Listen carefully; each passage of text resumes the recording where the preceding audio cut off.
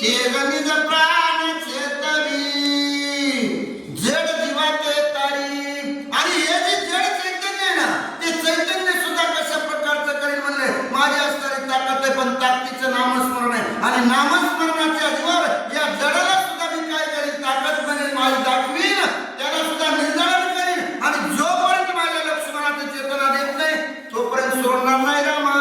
धरुनी चैतन्याचा हात प्राण प्रवेश दे अंत तव तव देवी देवंत सावचित्त होय जीव.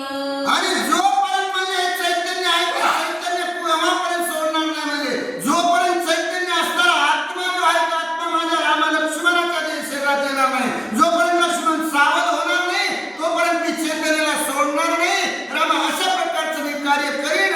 प्रभू रामचंद्राशी बोलू लागले, वाचवया लक्ष्मण सोडून स्थळलिंग कारण हनुमान करू पाय उडान तव सुशेन तेथे आला.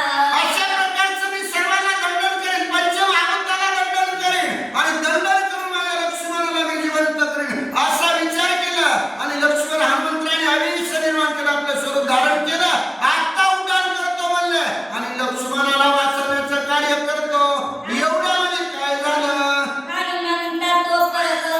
हनुमंता तो परोपकारी आलेला होता द्रोणगिरी दिले औषध त्यावरी त्याने ग्रह संगहिल्या. शिष्याला वैद्यराजे म्हणू लागले की हनुमंतराव थांबा म्हणले, तुम्ही आताच एवढ्या उड्या मारू नका, येऊ नका, उड्डाण करू नका, ऐका म्हणले.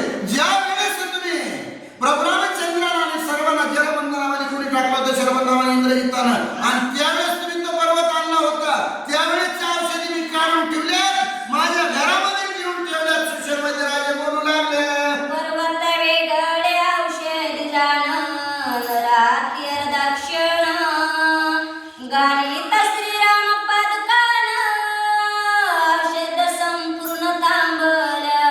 औषध संपूर्ण थांबल्या. ग्रंथकर्ते सांगू लागलेले का प्रभू रामचंद्राचं असणारं कार्य कसं आहे. शिष्याने औषध घरी नेऊन ठेवल्या.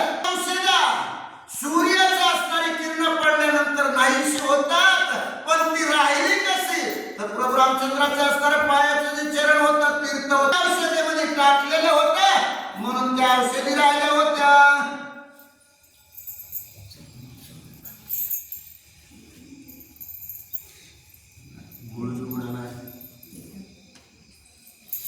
खाईनात गेला.